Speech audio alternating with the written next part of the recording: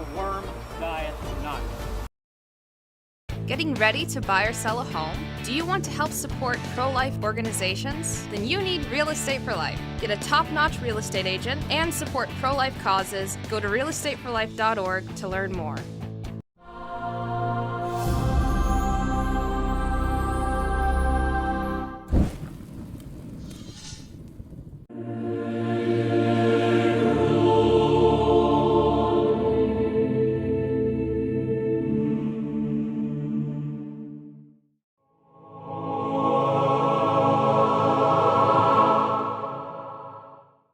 In the name of the Father, and of the Son, and of the Holy Spirit.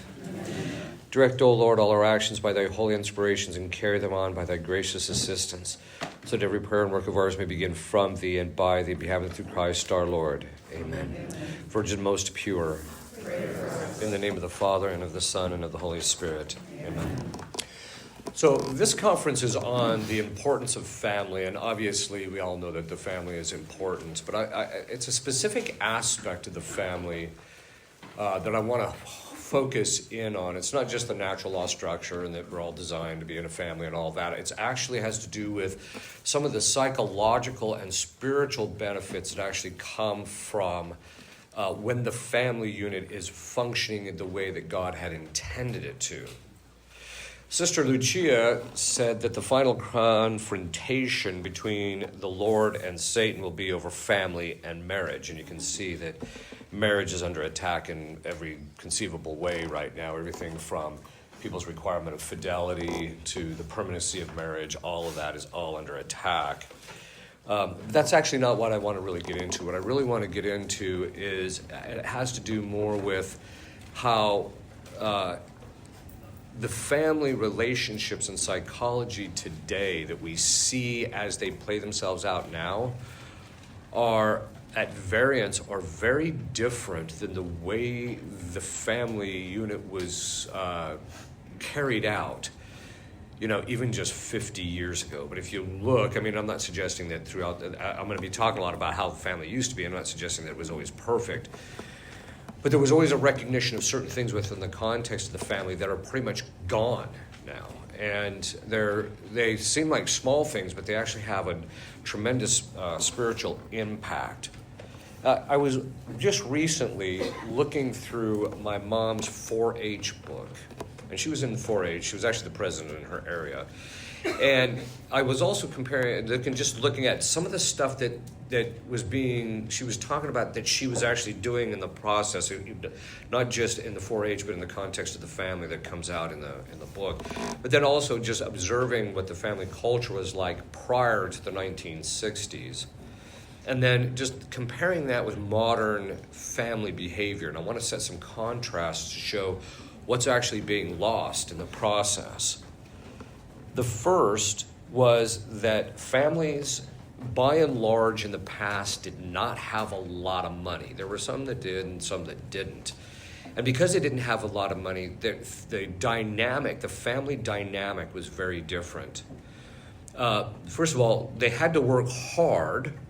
The parents of course had to work hard, and the kids saw the fathers and the mothers working hard. They saw it. And as a result of that, both in and out of the home. But today it's very different. Most jobs today are much easier than they used to be, with a few exceptions. Obviously, construction is still difficult and all that. And children spend their time entertaining themselves and are not around their parents, so they don't actually see hard work or see the hard work. Often the kids had to chip in the work itself. They learned, and in that process, there was a number of things that they actually learned. One, they actually learned what hard work actually is. Today, a lot of the millennials on down who are actually working have probably never seen a hard day's work. They've never done a hard day's work themselves, and if they did actually have to do it, they would bail very quickly, I think. Hence, but also they didn't, and as a result of having to work hard for the kids in the past, having to work hard in order to help out the parents, they actually learned the value of money, the actual value of $1, and the value of hard work itself. that if you didn't work hard, we have to go back. This is one of the things today, people think, for example, one of the phenomena that we actually see is from the millennials on down. It's nothing for these kids to get into their early 30s and they've had like 15 to 20 different jobs. And they literally go from job to job to job, because what happens is once that job becomes a little bit difficult, they just bail, because their entire life they've never had to deal with things that required emotionally and psychologically to confront things that were difficult and you had to, even if you didn't like it, you still had to do it because you otherwise you didn't survive. The problem today is that their entire life everything's been handed to them, and even if they don't, if they just quit their job, they still have a place to go to, whether it's mom and dad's basement or whatever the case is. There's not a concern that if they lose their job, they may not eat for a while. Christ himself said, if you do not work, you do not eat. The role of communism is the inversion of that, to give a basic universal income so that people don't actually have to work, or they don't have to work hard, or they don't have to work well in order to actually be able to survive. You're always going to have something. And so we need to go back to that where, look, you lose your job, okay, you may not get, the government's not going to step in, you're not entitled to anything, you're not your family's going to tell you, look, you're going to have to work, or whatever the case is, or you're going to have to come work for us. And if you want food, because the difficulty is until that we get back, and it's not just them, by the way, I think it's become our whole society, until we get back to that thing where it was recognized that, as a family growing up, you worked, because if you didn't work, well, then certain things just didn't happen within the context of the family, and you would suffer that. People don't have to undergo that anymore. They also had to learn that in the past, that if you didn't do the job right, you had to do it over again, because people wouldn't tolerate jobs that are just half-baked anymore. They just wouldn't deal with that. In fact, I not to pick on the millennials, they're just an easy target. But my new nickname for my phone is the Millennial, because it's becoming exactly like a millennial. What does a millennial do? You'll tell them, hey, go do this. They don't do anything. On the phone now, you have to press something like 3 or 4 times before it does anything. And it's the same thing. You got to, like with millennials, you got to ride them to get them anything done. And then when it does do something, it doesn't do what you asked it to do, or it does what it thinks it should do. It tries to interpret what you wanted to do when you just had, look, just go put the cat out. That's all I was asking you to do, right? So it's we're getting to that stage where they just don't see that, but they also don't recognize that if you didn't do a job well consistently in the past, that meant that your hireability was nil. Nobody wanted to hire somebody who just didn't do their job or didn't do it right. Or even making more money to advance yourself required you to do it right, to advance. Today, kids want to come out of, and this is a fundamental problem. Their parents, let's just say for the sake of argument, their parents are averaging, say, $100,000 to $150,000 a year, and they're living in a house, and they want to, basically, when they graduate and get married, they want to make a lateral move and go to that exact same level as standard of living, which is unrealistic. And the only way they can do that is then they're up to debt, up to their ears, which is interesting because now, in the past, the reason you got out of debt is because if something happened, they would put you in jail for paying off your debt. Today, they just roll it over or do something else or forgive it or whatever the case is. And there's no sense that you actually had to pay your money back, and that the reason you worked hard to get out of debt, or the reason you started out with nothing and worked your way up, is so that you would eventually actually have something. So today, kids don't even work a lot of times until after college. And by that time, they think that they're entitled. You have a degree, you're entitled to X amount. Most of them, by the time that they have their first job, have never worked a hard day in their life or even seen someone work a hard day, as I mentioned. People in the past were willing to put in a lot of hard work for a small payout if it was necessary or truly good.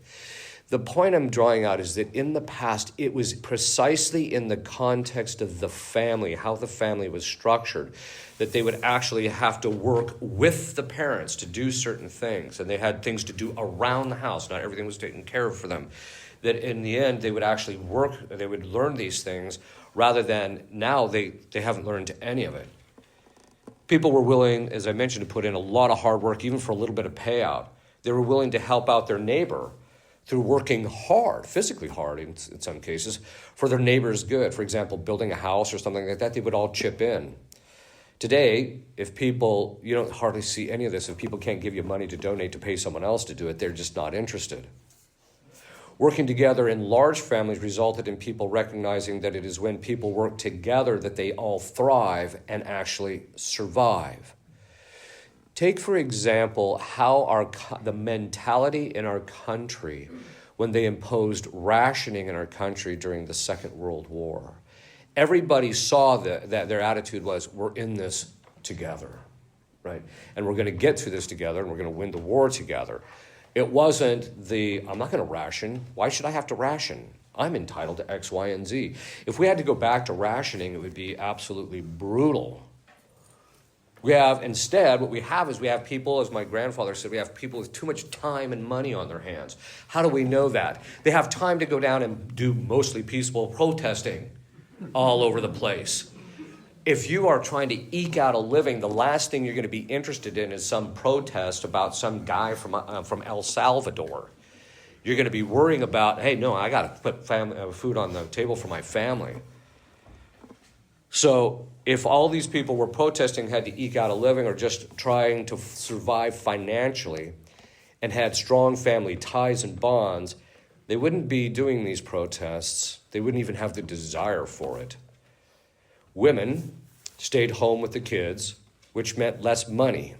Now, today we have this idea, both have to work in order to provide this standard of living. I don't buy that in most cases. I think there's a lot of cases there's some cases that's actually true, but that's simply not true. I knew a family, they had 8 children, 8 boys.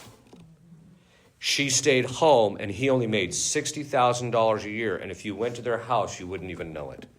Because they were frugal, they did very well, they made sure that things were taken care of, the mother stayed home, and by the way, you can actually tell it, and I'm going to get back to this a little bit more later, you could actually tell it in the boys, the fact that their mother was home and keeping them at task. She's a pretty strong woman, having 8 boys, of course. But because they didn't have the same kind of money, it also meant that the family recognized that there were certain things that you just had to maintain and work on to keep your livability up. This is why they would actually learn things like sewing. Today, most people don't even know how to sew. Clothes were expensive. To give you an idea of how much things have changed. And, by the way, I always get a charge out of people. One time I had this one priest friend of mine. He had gotten enough food to survive a year in case the defecation hit the oscillation. And so and I said, so I'm looking at this, I'm like, hey, this is great. A lot of good that's going to do you without any water. And his eyes got really big. So the next time I saw him, he had 20 55-gallon drums full of water in his basement. I'm like, okay, but then there's other things that people aren't thinking about. If it gets bad, let's say there's an economic collapse, or we end up in a third world war of some sort, and it gets horrific. After that's done, it'll be 3 to 5 years of normalcy. You're not going to be able to just go buy clothes. You're not just going to have a hole in one of them and just throw it out, right? Which in the past, people recognize that because of the fact that it was prodigal. It was wasteful to do that type of thing. And so clothes were expensive. In fact, my mom actually taught me one time when she was teaching me how to put clothes on a hanger. I put them on a hanger, and I put it in the thing, and she says, no, you've got this one backwards. And she would turn all the hangers in the same direction. And I asked her, why are you doing that? And this was still back in time when clothes was somewhat expensive. And she said, if there's a fire, you can grab the whole rack and walk out the door with them. That's why they used to do that. So there was this conventional wisdom that has been completely lost. Today, people's houses just burn to the ground and oh, okay, I'll just go put it on a credit card. There's no sense of it. You had to repaired your own clothes. You didn't just throw them out. Then they also learned other things around, like, for example, the boys would learn things around the farm, how to fix stuff around the house, because you had to. You're not going to just automatically just pay someone to come, change the flapper on your toilet. You're going to actually go do it yourself. And so they, or they had to work around the store, the shop, or whatever the case was.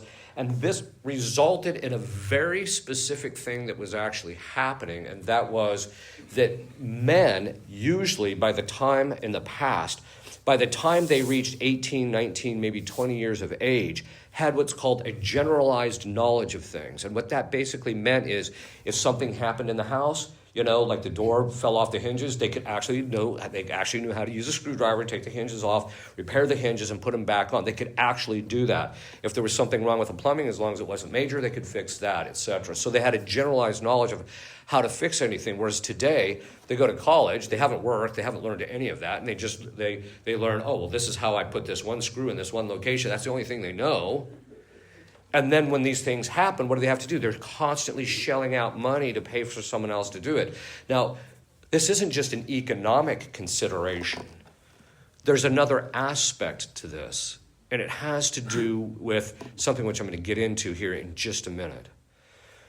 This was often necessary for people to learn this stuff. The boys would actually be taught how to do this, and the girls would be taught how to do this stuff at home, precisely because that's how they provided for their family, and that's how they actually provided for each other.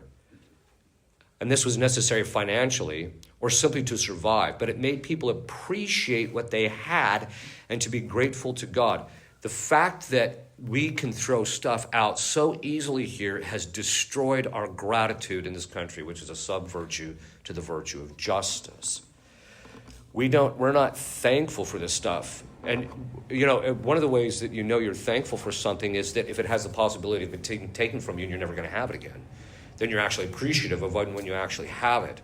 But when stuff just comes so easy, and by the way, I'm not suggesting that affluence is bad. I mean, there's a certain aspect of which it can actually be good. But when people when people have it to the point where the children aren't learning anything, then what it does is learning how to work, how to do these things, the value of the dollar, how to repair this stuff so that it can keep going. There's an appreciation of that continuance of that item, whereas if you can just replace it automatically, it's not. And then what's going to happen is when it's gone, they don't have any virtue to be able to deal with the lack of the thing being there. And this is my point in all this, is it's not just about money. It's about what virtues were they teaching in just the day-to-day living of life and having to survive in the past. Today, kids are handed everything, and so they think they're entitled.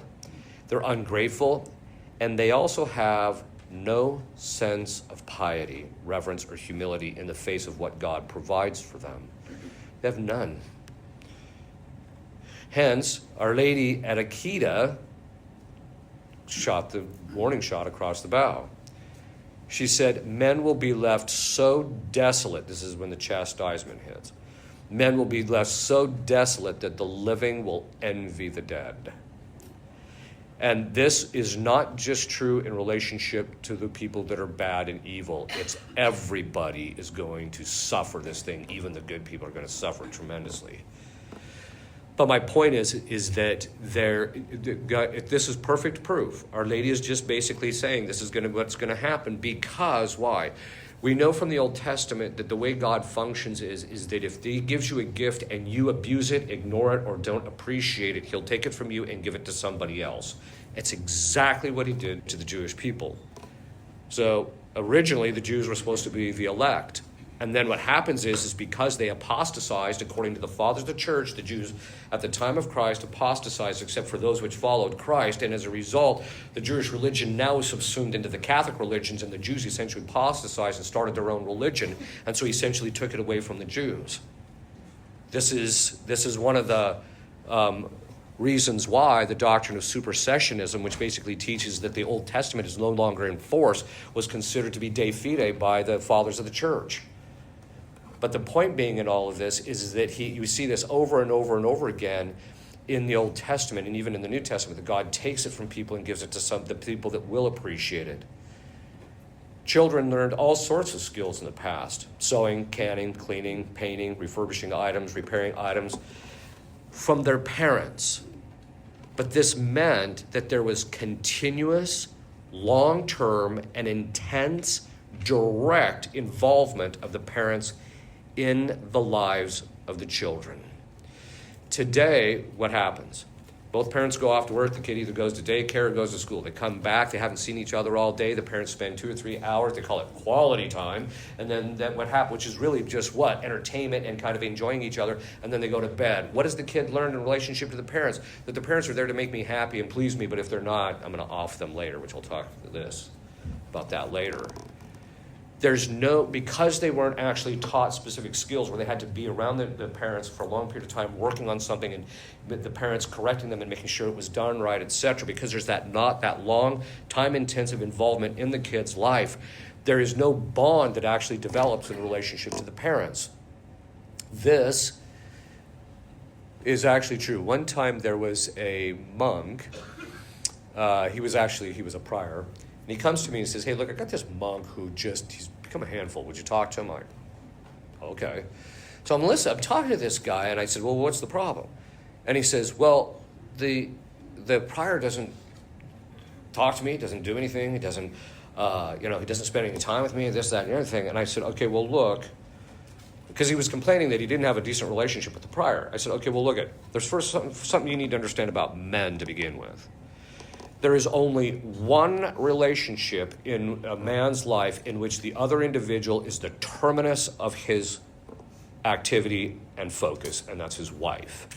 Even his children are really about raising them to getting them to a certain size. He does have a relationship with them, but he doesn't function that way. The way men bond and the way men gain psychological unity with each other and actually appreciate each other and can actually look at each other and say, he's a good guy, he works hard, he does it, is actually working on a common goal and achieving it together. This is why guys go off to war. They don't even know each other, but after they get through a horrific battle, they come back out and they're bosom buddies. It's the same it's also the same reason why guys it's the same psychological mechanism why two guys can get in a fist fight and beat each other senseless. And then afterwards, they actually man, that guy's pretty tough. Hey, I like you, for that. Whereas women are it's still a cat fight afterwards. Okay.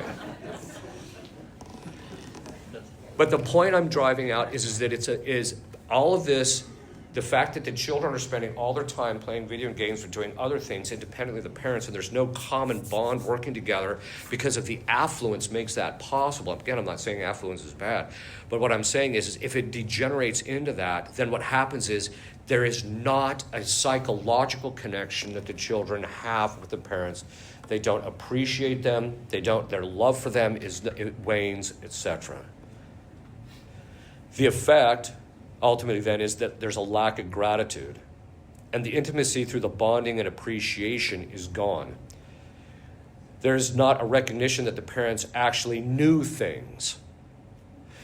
If you never spend any time with your parents and your parents go off and work and you never see that they actually have knowledge that they're exercising outside this context, and when they come home and they're trying to guide you and they're telling you no all the time, the only thing that's going to get up in your mind is that my parents are a pain in the neck. And that they don't know anything, they're just stupid. Whereas if like in the case when I grew up, I worked in a shop with my dad for hours and hours and hours, week after week after week. And so as a result of that, it's watching him, work hard. But the other part was just watching him and him teaching me, this is how this is repaired. This is what this is done. Don't do that. Do this. This is what in the process of that, you actually learn, hey, this guy actually knows what he's talking about. And so there was an actual recognition that the parents had a certain wisdom about them. Whereas kids don't have any sense of that. Again, it's because of the fact that there's just too much money and it's easier just to give the kid an iPad and keep him entertained rather than actually spend any time with him. So as a result of that, there's no gratitude. And because they're not having this interaction, there's no gratitude, there's no piety, there's no filial love of the parents. You rarely see that.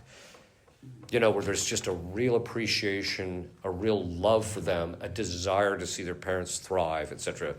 You just don't see that among the kids. So, this is, again, the difficulty has to do with the fact that the parents just aren't intimately involved in the lives of the children. In the past, boys had to help their mothers even. Here we're thinking about like at the turn of the 20th century, the boys actually had to help the mother fulfill her duties because a lot of times, it was work. Before the advent of a washing machine, Monday was wash day because it was right after Sunday because you wore your best on Sunday when they would wash them on Monday. It took all day. The wife literally had to get wood together, heat the water, boil the clothes, run them off of a washboard, etc., rinse them out, hang them up, etc. It was an all-day affair for the family.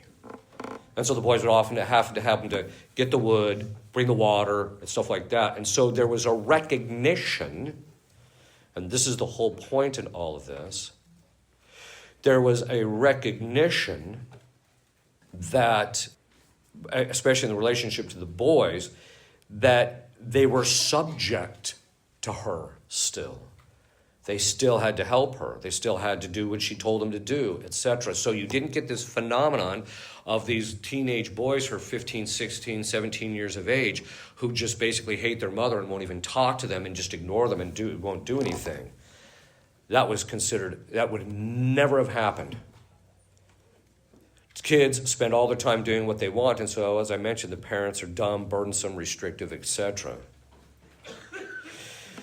Also, then there were other things, too, that would go on when people didn't have a whole lot of money. First of all, you weren't feasting all the time. You would eat normally, actually better than we do today, as far as health goes. But there were special days like Christmas and Easter had special meals. Confections were made that they didn't make at other times, and the kids would often help in this. And so what it did is it helped the two things to occur. The first is it helped to strengthen the bond of what's called civil or natural tradition. That there were certain things in the culture that were part of the tradition of the culture, not religious, that were just passed on from generation to generation, and so that would help to strengthen those bonds so that these good things would be done. Today, people don't hardly do that at all. What do? They just go down to the local store and buy the kit of the meal for that day for Thanksgiving. They drag it home and stick it in the microwave, and then they're done. I mean, they might do a little bit more than that, but it was a whole thing. There was decorations. They would they make special foods that were only made at that specific time. And again, the kids would actually help that so that it had a formative effect on the minds. But today, kids don't do that. They just go and watch TV or play video games or work on the computer until it's time to come eat. The lack of affluence resulted in people being frugal. Prodigality was seen for what it was. It was sinful and shameful to be prodigal. It was out of the question. The very idea, if you went back 70 years ago and told the people then that in this day and age, 40% of the food in our country would be thrown out, they would be flabbergasted. 40% of the food in our country isn't even eaten. Just going out and buying it, you just didn't go buy stuff. That was out of the question. There was even creativity in making do with what you had. Just trying to figure out how can we make this last, or what can we do to make this taste better. There's an actual book written by a woman who argues, then there might be something to it. I haven't read the book fully, but there might be something to it, which basically argues that the complexity of a nation's food is directly proportionate to how many times they've gone through starvation in that country, which would make sense, France, whereas Italy never has, and that's why their food is really simple. But doing all these things together, this creativity and working, this also bonded the children to the parents because there was a sense of obligation to help each other. This strengthened it didn't mean that they were perfect. I'm not suggesting everybody in the past was perfect. I'm not suggesting the kids didn't struggle with this. But this strengthened the bond of love, and it also meant the obligations of the fourth commandment when the children got older were ingrained in the minds of the children. When you have a lot of interaction with your parents, ongoing, etc., and you see that what they're doing is actually putting food on the table and clothes on your back and making sure that you have a house to live in, when you see that connection and you see how hard they're working, it gives you a deep sense of appreciation and therefore your obligation to help them regarding the fourth commandment. This is why you see among the kids who are 55 and older, if something happens to their parents, very often many of them will step up and start taking care of their parents to the degree they can. Now, sometimes the parents may need 24-hour care, what have you, but they'll step up and take care of it. But I guarantee you, as soon as the boomer generation gets to the point where that's them now and their millennial children get into that situation, especially if there's money involved, they will just be offing their parents right and left because they've never had to deal with the burden of helping their parents. It's coming. Today, as I mentioned, it's just going to be too easy and the parents are going to be considered an inconvenience. Life was simpler. It wasn't so complex. St. Augustine says that he who owns something, it owns him. And this is actually true. The more things that you own, the more you have to tend to it, the more you take care of it, and life becomes more complicated, etc. And our especially with the way we have our life set up, you can't just go out and buy a car.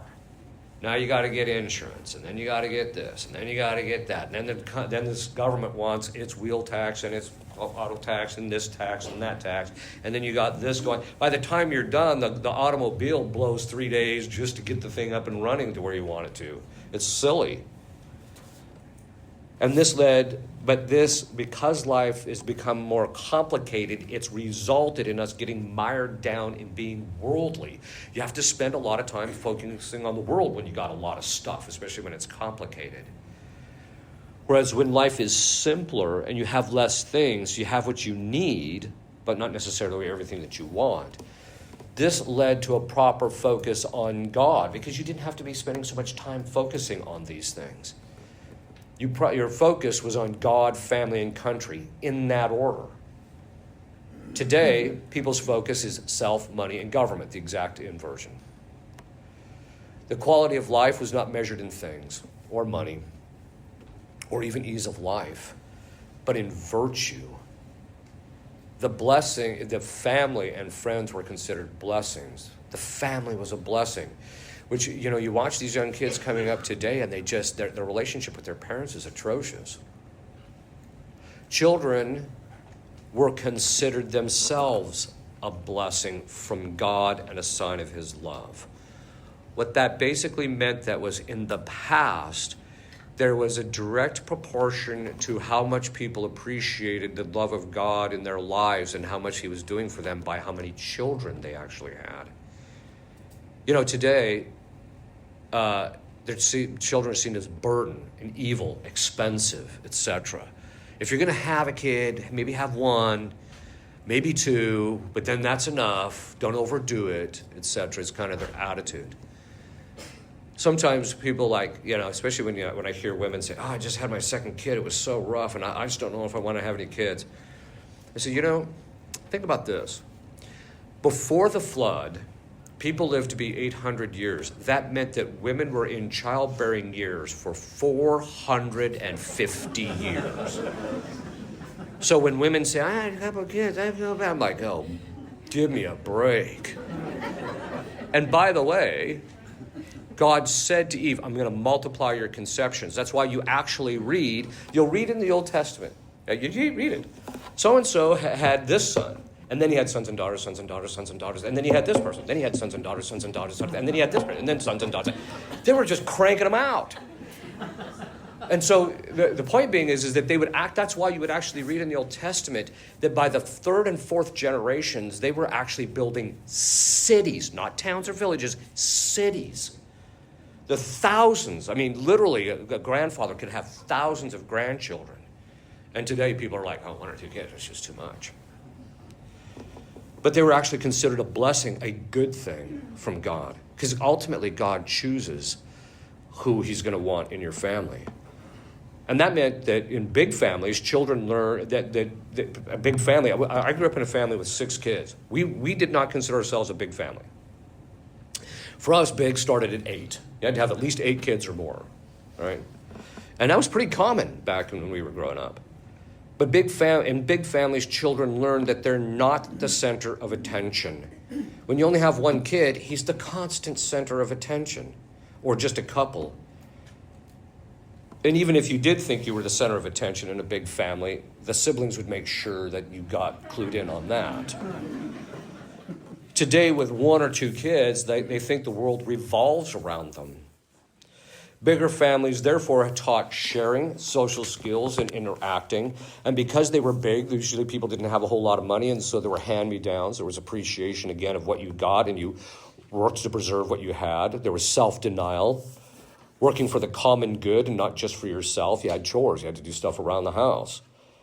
Because mom's not going to be able to do everything when there's, 8 kids in the house. There was zero expectation of entitlement. You weren't entitled to anything. You quickly learned that people in justice owed you nothing. Now, this is something that I was having a discussion with some friends of mine one time, and the topic came up of the government in relationship to entitlement programs and this, that, and the other thing. And I finally had to step in listening to these guys, and I said, well, first of all, I don't owe anybody anything in justice if I haven't contracted or they haven't done anything for me. So if you're talking in relationship to somebody who's sitting over here who doesn't want to work, I have no obligation in justice for the government to come and take my money by force, because they're going to put me in jail if I don't, and give it to this guy so he doesn't have to. First of all, it's unjust to me. But I have no obligations in justice to this guy. The fact that he doesn't want to work, I don't have any obligations. We don't even have any obligations in justice to the people who are poor or are starving. Injustice. This is why it's not the place of the government to be involved in entitlement programs. That's not their place. It's the place of the church to be doing that. And the government should be making incentives for people to help these people and have the church take help of these people. That's what the church used to do. So if you've seen the movie Cabrini, that's what the church did. The government didn't get involved in that stuff.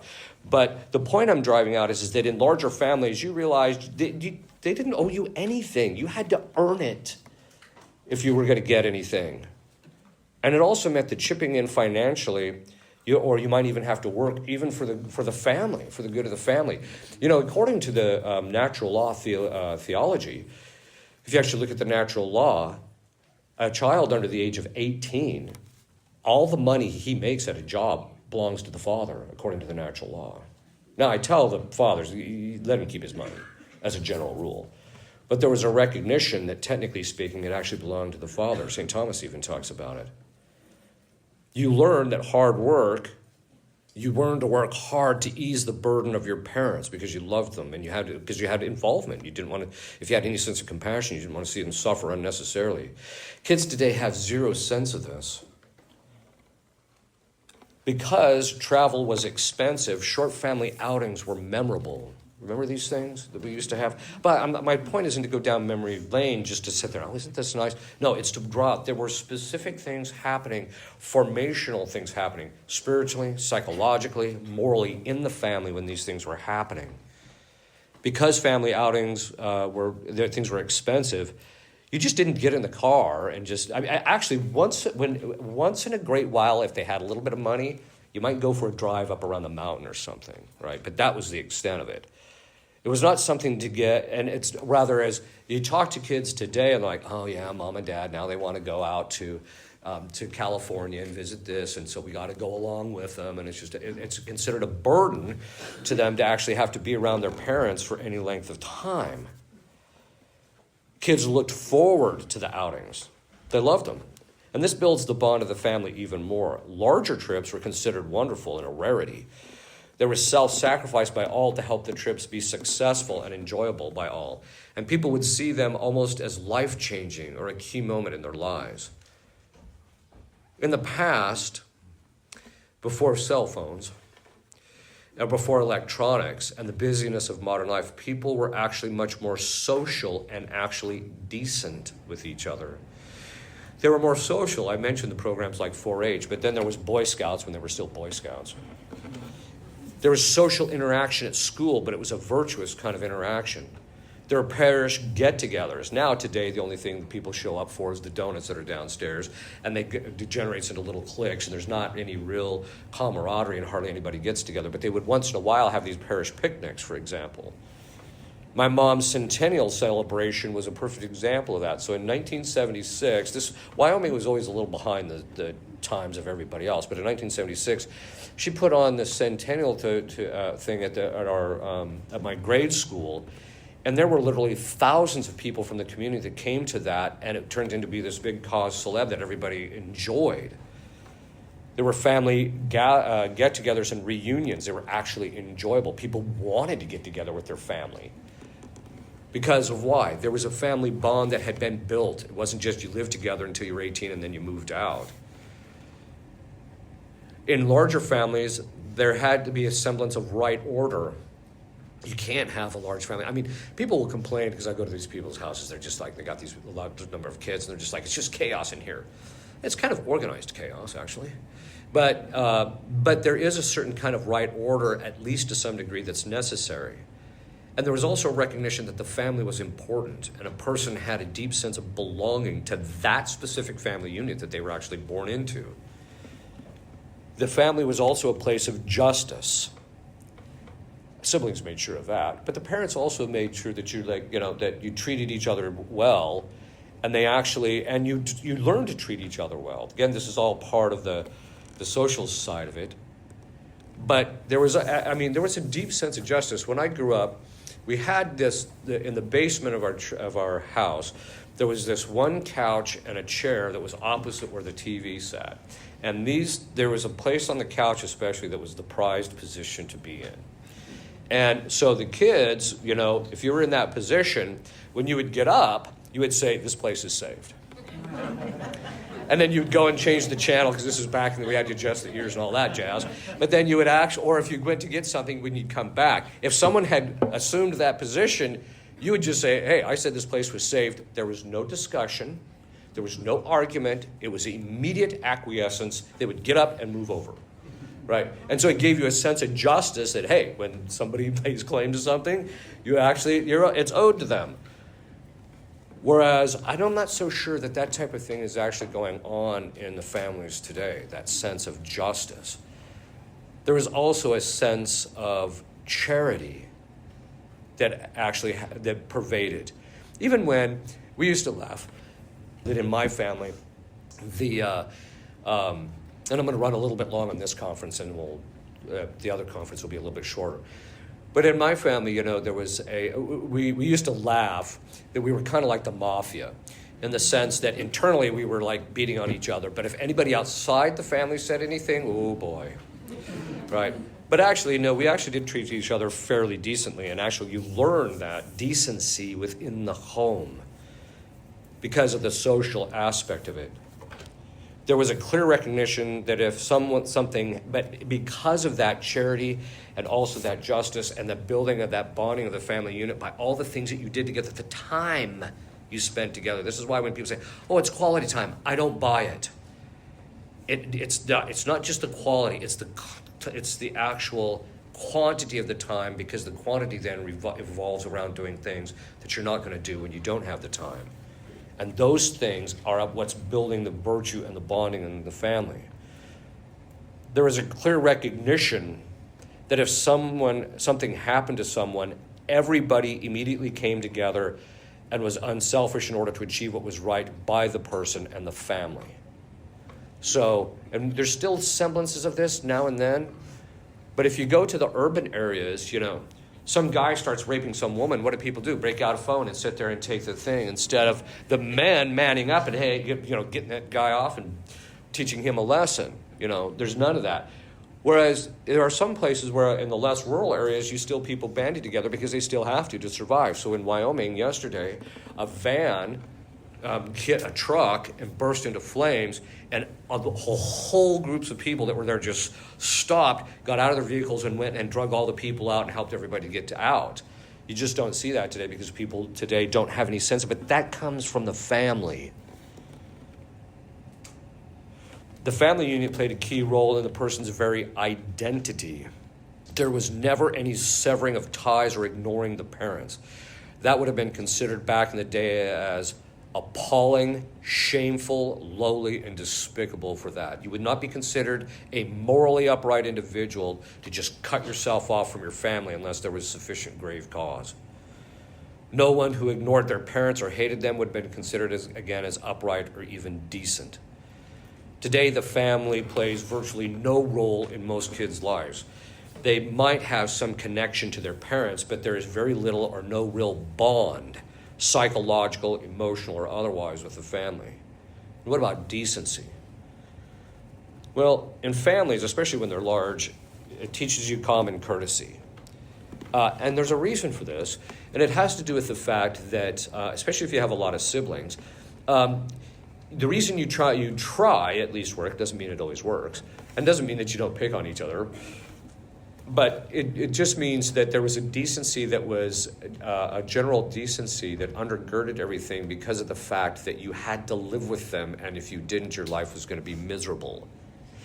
Today, because kids are so technologically, through technology, isolated from their parents and just pretty much spend all their time over here while their parents are over there, and even when they're together, they don't want to be. They want to be with it in the technology, etc. Again, not that the technology is bad, but because of that, what's happened is that the kids have no sense of decency, and it's okay to be obnoxious, rude to your other brother or sister because you only have one, or to your parents because then you can just go hide out in your room because your house is so large that you have your own room, and you can get away with it. And parents today, you can't spank your kid, so as a result, the parents, I don't know what to do, they just leave the kid go. You also knew your place. Again, your siblings would let you know that one. It also helped to temper ambition. Now, ambition is a vice against modesty.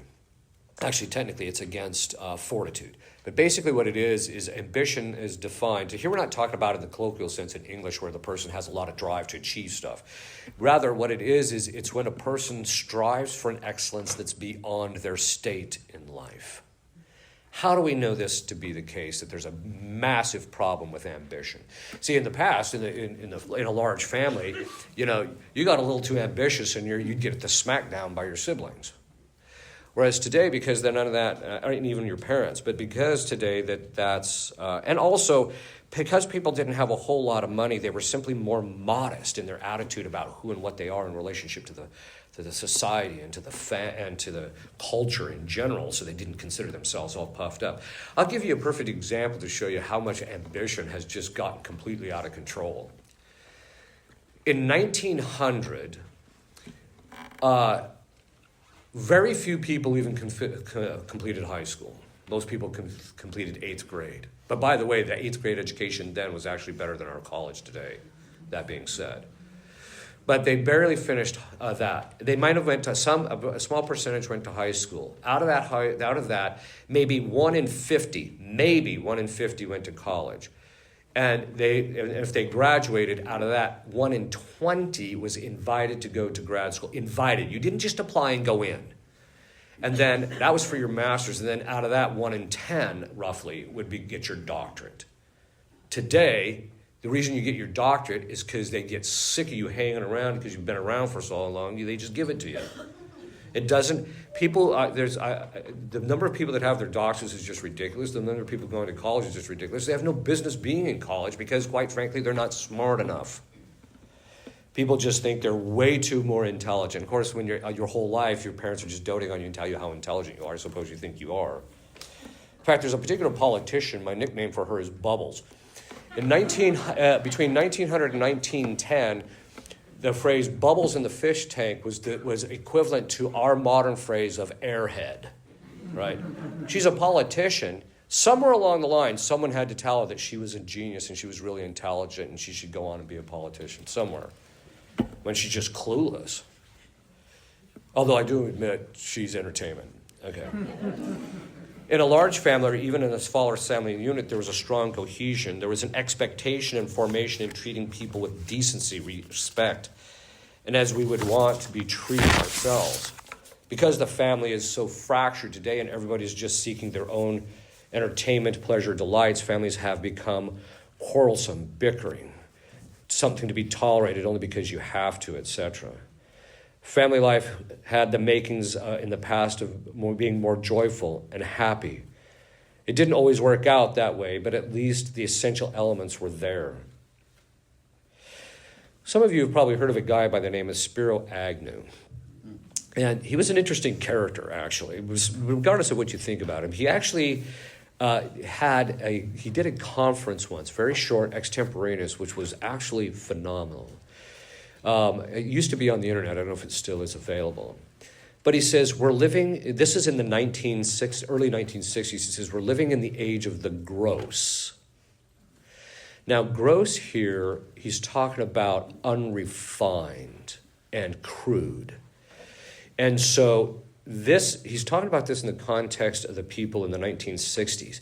And basically what he's talking about then, that in the 1960s, people were getting overstimulated. The stuff that was occurring to them from the outside was overstimulating them. And then what that causes is two things. It causes a dullness of the senses, to where you need a really high level of stimulation in order to get the person to actually be able to enjoy anything. That's the gross part about it, is the sense that you have to have this phenomenally strong stimulus in order to get any kind of pleasure out of it. Because the body, again, adjusts itself to the operations of the soul. So the more you get involved in stuff that really overstimulates it, the more stimulus you need in order to enjoy it. But it also caused a dullness in the intellect, where people intellectually were becoming less acute. They were just becoming dense, frankly, in their reasoning process. But since the 1960s, this has only gotten worse. This is why entertainment, video games, music, letting children constantly seek entertainment, etc., has led to two fundamental problems. The first is now there's the necessity of having a high level of stimulation in order to be able to even get a reaction out of these people. I mean, you walk up to them and you say, hey, how you doing? Right? And as a result of this, there is an inability to enjoy or appreciate the finer things in life, the lesser things. And one of the ways you know that is that when they eat, they want stuff that has like super strong taste rather than stuff that's more subtle in its taste. They can't enjoy nature or homegrown or natural foods. And the little things that people used to do for each other, they don't appreciate those anymore because it doesn't stimulate them enough. They don't get the pleasure out of it. Things like picnics, family gatherings, or just doing little things for them. And so this has resulted in their inability to even be able to appreciate anything. Second, it's resulted in a habituation of the faculties in pleasure. And if anything does not give that pleasure to them, they're just not interested. And you see this. Right, you talk to them and they just don't get any kind of a reaction, but the minute they can sit down and play their video game, then they're kind of into it. Or if it blocks, it also blocks them or gives them if something blocks them or gives them difficulties, because they're used to this constant pleasure from watching the games or doing whatever they please or eating whenever they want or doing these things because the food was plentiful, etc. When I grew up, you didn't eat all the time between the meals because there wasn't that. My parents just didn't stock the refrigerator with that amount of food. But with them, if the minute you put any resistance against them, they'll avoid you or they'll hate you, one of the two. Families in the past required self-denial, but today, kids, as I mentioned, are quarrelsome, spiteful to their parents in general because the parents tend to restrict the kids for their own good sometimes. People used to have to be happy with very little, but the things they had, while they were simple, were appreciated and loved. For example, their clothing, I mentioned that, a modest house, a little bit of furniture. There was a clear recognition that things did not beget happiness. But joy could be had with a strong, loving, and a tight-knit family. That's where the joy was. And this is another thing, as we've gotten more worldly, the subtle joys that come within the context of family relationships has been lost. These are just a few things to show us that we are an abomination today. The way the family life is being run in most families today is an abomination. And by abomination, we mean something that is to be abhorred avoided, disgusted, or even hatred. The abomination is something you specifically turn away from or avoid. While I have not talked directly about the natural law issues, God structured us a certain way. And when a family has right order in it, these things come to the forefront and constitute a tremendous formation in the minds of the children, in their moral formation, and also in just the family relationships. But also how they view the very family life itself as it plays itself out is different between where there's affluence and these things are missing, and when there's financial modesty. There was a study done. They asked a number of different billionaires, and they said, what's your biggest concern?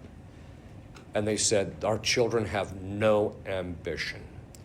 This is what happens when you give your children everything all the time. But it also means that there's not going to be that strong family unit when there's so much affluence that the children can basically live lives independently of their parents for all practical purposes. What it does is it ultimately leads to everybody focusing on things rather than on people. And people are greater. That should be our real focus. And so the point of this conference was to depress you. No, actually. The point in this conference was we have to start taking a look at the structure of how the family is living its life day to day. And are the activities and what is going on in the family, is it ordered towards the building of the family unit, the building of virtue, the cohesion of the family, all of that? Or is it just there to make lives easier for people in the short term? So give that some thought, take a look at it. It doesn't mean that money is bad. It just means, as my father said, you have to raise a son somewhat lean. And by that he meant that you just didn't give him everything. You had to make him work for it. You had to do these certain things. And that built that cohesion within the family. Benedictio Dei omnipotentis, Patris et Filii et Spiritus Sancti, super vos et manet semper. Ave Maria Stella